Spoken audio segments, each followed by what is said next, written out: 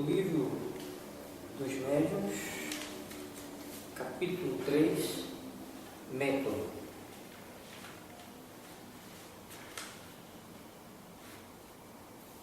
Segunda parte. Entre aqueles que um estudo direto convenceu, pode-se distinguir os que creem pura e simplesmente nas manifestações. O Espiritismo é para eles uma simples ciência de observação, uma série de fatos mais ou menos curiosos. Nós os chamaremos espíritas experimentadores.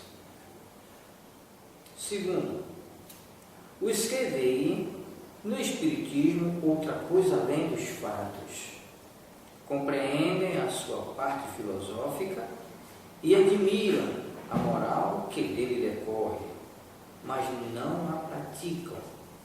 Sua influência sobre seu caráter é insignificante ou nula.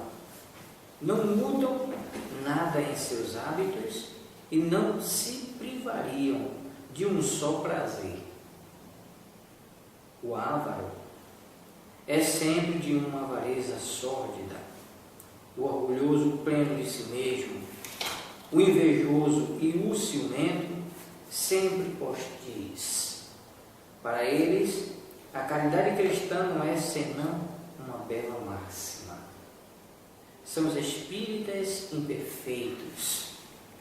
Terceiro, os que não se contentam em admirar a moral espírita, mas a praticam e aceitam todas as suas consequências, convencidos de que a existência terrestre é uma prova passageira, esforçam-se por aproveitarem seus curtos instantes caminhando na única via de progresso que os pode elevar na hierarquia do mundo dos espíritos, esforçando-se por fazer o bem e reprimir suas más tendências. Suas relações são sempre seguras, porque sua convicção os distancia de todo pensamento do mal. A caridade em todas as coisas é a regra de sua conduta. São os verdadeiros espíritas, ou melhor, os espíritas cristãos.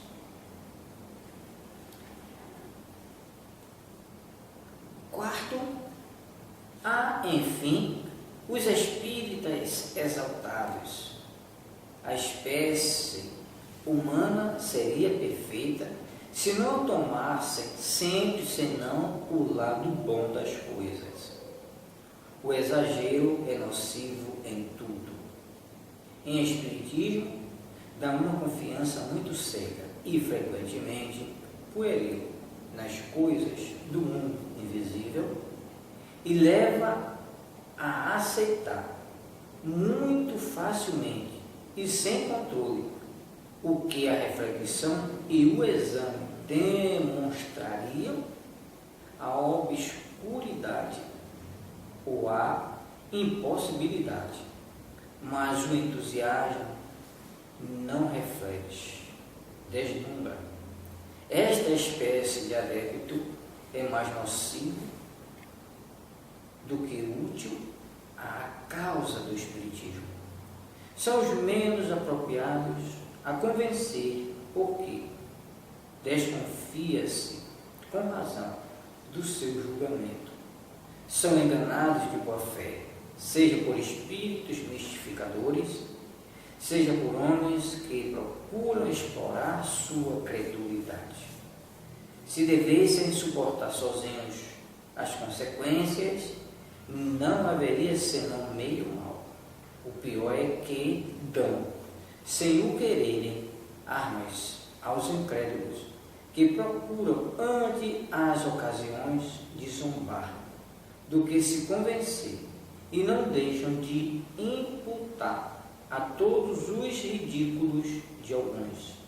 Isso, sem dúvida, não é justo nem racional, mas sabe-se, os adversários do Espiritismo não reconhecem senão sua razão como sendo de bom quilate, e conhecer a fundo aquilo do que falam é o menor dos seus cuidados. Os meios de convicção variam extremamente segundo os indivíduos. O que persuade alguns não produz nada dos outros. Tal é convencido por certas manifestações materiais, tal outro por comunicações inteligentes, a maioria pelo raciocínio. Podemos mesmo dizer que, para a maioria dos que não estão preparados para o raciocínio, os fenômenos materiais são de pouco peso. Quanto mais esses fenômenos são extraordinários e mais se afastam das leis conhecidas, mais encontram oposição. E isso por uma razão muito simples, a de ser naturalmente levado a duvidar de uma coisa que não tem sanção racional. Cada um a encara sob seu ponto de vista e se explica à sua maneira. O materialista nela vê uma causa puramente física ou uma fraude. O ignorante e o supersticioso, uma causa diabólica ou sobrenatural, ao passo que uma explicação preliminar tem por efeito subtrair as ideias preconcebidas e mostrar, senão a realidade, pelo menos a possibilidade da coisa. Compreende-se antes de o ter visto. Ora, desde o momento em que a possibilidade está reconhecida, a convicção tem 3/4 partes feitas. É útil procurar convencer um incrédulo obstinado? Dissemos que isso depende das causas e da natureza da sua incredulidade. Frequentemente, a insistência que se põe em persuadi-lo leva-o a crer em sua importância pessoal, o que lhe é uma razão para mais se obstinar. Aquele que não está convencido nem pelo raciocínio, nem pelos fatos, deve suportar ainda a prova da incredulidade. É preciso deixar à providência o cuidado de lhe proporcionar circunstâncias mais favoráveis. Muita gente não pode senão receber a luz, para não perder seu tempo com aqueles que a recusam. Dirigi-vos, pois, aos homens de boa vontade, cujo número é maior do que se crê, e seu exemplo, em se multiplicando, vencerá mais resistência do que as palavras. O verdadeiro espírita não deixará jamais o bem por fazer, corações aflitos a aliviar, consolações a dar, desesperos a acalmar, reformas morais a operar. Aí está a sua missão. Nisso também encontrará sua verdadeira satisfação. O Espiritismo está no ar. Se espalha pela força das coisas e porque torna felizes os que a professam. Quando seus adversários sistemáticos o ouvirem ressoar ao seu redor, mesmo entre seus inimigos, compreenderão seu isolamento e serão forçados a se calar ou a se render. Para se proceder no ensino do Espiritismo, como se o faria nas ciências ordinárias, seria preciso passar em revista toda a série de fenômenos que podem se produzir, começando pelos mais simples e alcançando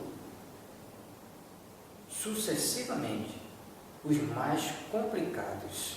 Ora, é o que não se pode, porque seria impossível fazer um curso de espiritismo experimental como se faz um curso de física e de química.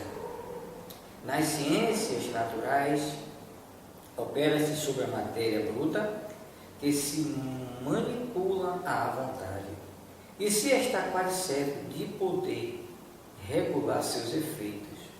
No Espiritismo, trata-se com inteligência, que tem sua habilidade e nos provam a cada instante que não se submetem aos nossos caprichos. É preciso, pois, observar, apesar os resultados e apanhá-los de passagem. Também dissemos claramente que todo aquele que se capaz de os obter à vontade não poderia ser senão um ignorante ou um impostor. Por isso, ao Espiritismo verdadeiro não se porá jamais em espetáculo e jamais subirá ao palco. Há mesmo alguma coisa de ilógica se em supor que os espíritos vêm desfilar e se submeter à investigação como objetos de curiosidade. Os fenômenos, portanto, podem faltar quando deles se tem necessidade, ou se apresentar de maneira diferente daquela que se deseja. Ajuntemos ainda que, para os obter, é preciso pessoas dotadas de faculdades especiais, e que essas faculdades variam ao infinito, segundo a aptidão dos indivíduos. Ora, como é extremamente raro que a mesma pessoa tenha todas as aptidões, há uma dificuldade a mais, porque seria preciso ter sempre sob a mão uma verdadeira coleção de médios, o que não é possível. O meio de obviar esse inconveniente é muito simples, e é o de começar pela teoria. Por ela, todos os fenômenos são passados em revista, são explicados, pode-se deles se inteirar, compreender-lhes a possibilidade, convencer as condições nas quais pode se produzir e os obstáculos que podem encontrar. Então, qualquer que seja a ordem à qual são conduzidos pelas circunstâncias, não tem nada que possa surpreender.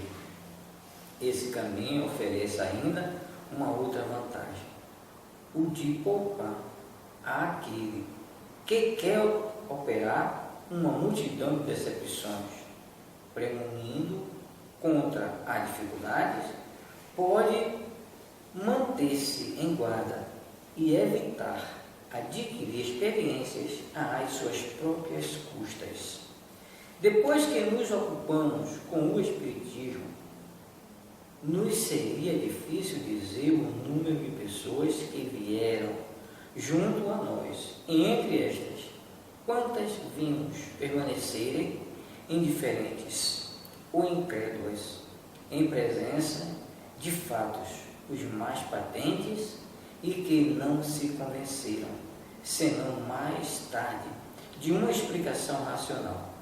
Quantas outras estavam predispostas à convicção pelo raciocínio? Quantas, enfim, foram persuadidas sem nada ter visto, mas unicamente porque haviam compreendido? É, pois, por experiência que falamos, e é também porque dizemos que o melhor método de ensino espírita é o de se dirigir à razão antes de se dirigir aos olhos. É o que seguimos em nossas lições e não temos senão que que nos aplaudir. Nosso ensino teórico e prático é sempre gratuito. O estudo preliminar da teoria tem uma outra vantagem, qual seja a de mostrar imediatamente a grandeza do objetivo e a importância desta ciência. Aquele que se inicia por ver uma mesa girar ou bater esta mais inclinada à zombaria, porque dificilmente imagina que de uma mesa possa sair uma doutrina regeneradora da humanidade. Nós sempre mencionamos que aqueles que creem antes de ter visto, porque leram e compreenderam, longe de seres superficiais, são, ao contrário, os que refletem mais, apegando-se mais ao fundo do que à forma. Para eles, a parte filosófica é a principal. Os fenômenos propriamente ditos são acessórios. E dizem a si mesmos que, se os fenômenos não existissem, restaria pelo menos uma filosofia, a única que resolve problemas insolúveis até hoje, a única que dá ao passado do homem e ao seu futuro a teoria mais racional. Ora, eles preferem uma doutrina que explica a que nada explica ou que explica mal. Todo aquele que reflete compreende muito bem que se poderia fazer a abstração das manifestações e que a doutrina não subsistiria menos por isso. As manifestações vêm corroborá-la, confirmá-la, mas não lhe são a base essencial. O observador sério não as repele, mas, ao contrário, espera as circunstâncias favoráveis que lhe permitirão testemunhá-las. A prova do que dissemos é que, antes de ter ouvido falar das manifestações, muitas pessoas tiveram intuição dessa doutrina, que não fez mais do que dar um corpo, um conjunto às suas ideias. De resto, não seria exato dizer que aqueles que começam pela teoria deixam de ter motivos de observações práticas. Ao contrário, eles os têm e, aos seus olhos, devem ter um valor maior do que aqueles que se poderiam produzir diante deles, e que são os numerosos fatos de manifestações espontâneas de que falaremos nos capítulos seguintes. Há poucas pessoas que delas não tenham conhecimento, pelo menos por ouvir dizer. Muitos as tiveram pessoalmente, não lhes prestaram senão uma atenção medíocre. A teoria tem por efeito dar as explicações, e nós dizemos que esses fatos têm um grande peso quando se apoiam sobre testemunhos irrecusáveis, porque não se pode supor nem preparação, nem conivência. Se os fenômenos provocados não existissem, os fenômenos espontâneos não os substituíram menos, e o Espiritismo não teria por resultado senão dar-lhes uma solução racional, o que já seria muito. Por isso, a maioria daqueles que leem antes liga seus conhecimentos a esses fatos, que são para eles como uma confirmação da teoria. Equivocar-se-ia estranhamente sobre nossas maneiras de ver, se supusesse que aconselhamos negligenciar os fatos. Foi pelos fatos que chegamos à teoria. É verdade que necessitamos, para isso, de um trabalho assíduo de vários anos e milhares de observações. Mas uma vez que os fatos nos serviram e nos servem todos os dias, seríamos inconsequentes conosco mesmo em contestar a importância, sobretudo quando fazemos um livro destinado a fazer conhecidos. Dizemos apenas que, sem o raciocínio, não basta para determinar a convicção. Que uma explicação preliminar, afastando as prevenções e mostrando que não contrariam a razão, dispõe a aceitá-los. Isso é tão verdadeiro que soube 10 pessoas completamente iniciantes que assistissem a uma sessão de experimentação, fosse ela mais satisfatória do ponto de vista dos adeptos, haveriam 9 que sairiam sem estarem convencidos, e algumas mais incrédulas do que antes, porque as experiências não responderam às suas expectativas. Ocorreria de outra forma com aquelas que pudessem compreendê-las por um conhecimento teórico antecipado, mas elas é o meio de controle, mas nada as surpreende, mesmo em sucesso, porque sabem em que condições os fatos se produzem e que não se pode pedir-lhes o que não pode dar. A inteligência prévia dos fatos as coloca, pois, em condições de não só compreenderem todas as anomalias, mas também de perceberem uma multidão de detalhes, de nuances frequentemente muito delicadas, que são para elas meio de convicção e que escapam ao observador ignorante. Tais são os motivos que nos levam a não admitir em nossas sessões experimentais, senão as pessoas que possuam noções preparatórias suficientes para compreender o que nelas se faz, persuadidos de que as outras ali perderiam seu tempo e nos fariam perder o nosso. Aqueles que quiserem adquirir esses conhecimentos preliminares pela leitura de nossas obras, eis a ordem que lhes aconselharíamos. Primeiro, o que é o Espiritismo? Esta brochura de apenas uma centena de páginas é uma exposição sumária dos princípios da doutrina espírita em esboço geral que permite abarcar o conjunto sob o quadro restrito. Em poucas palavras, vê-se o objetivo e pode-se julgar sua importância. Por outro lado, nele se encontra a resposta às principais questões ou objeções que estão naturalmente dispostas a fazer às pessoas novatas. Esta primeira leitura, que não requer senão um pouco de tempo, é uma introdução que facilita um estudo mais aprofundado.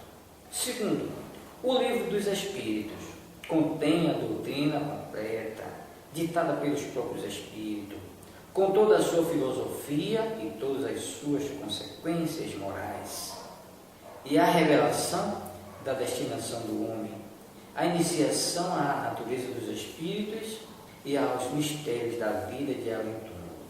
Lendo, compreende-se que o Espiritismo tem um objetivo sério e não é passatempo frívolo.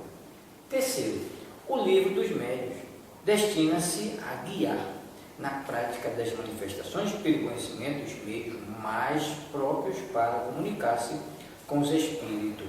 É um guia, seja para os médiuns, seja para os evocadores, e o complemento de O Livro dos Espíritos. Quarto, a Revista Espírita é uma coletânea variada de fatos de explicações teóricas e trechos destacados que completam o que se disse das duas obras precedentes e que lhes é, de alguma forma, a aplicação.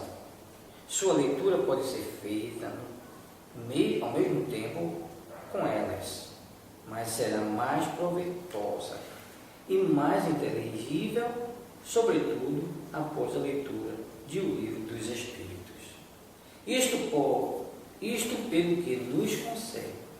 Aqueles que querem tudo conhecer numa ciência devem necessariamente ler tudo o que está escrito sobre a matéria, ou pelo menos as coisas principais, e não se limitar a um só autor.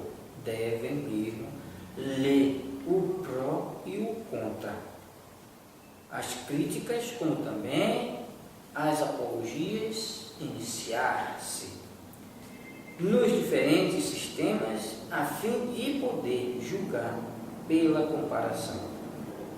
Sob esse aspecto, não preconizamos nem criticamos nenhuma obra, nem queremos influir em nada sobre a opinião que se pode delas formar, trazendo nossa pedra ao edifício, colocando-nos nas fileiras. Não nos cabe ser juiz e parte, e não temos a pretensão ridícula de sermos os únicos dispensadores da luz. Cabe ao leitor apartar o bom do mal, o verdadeiro do falso.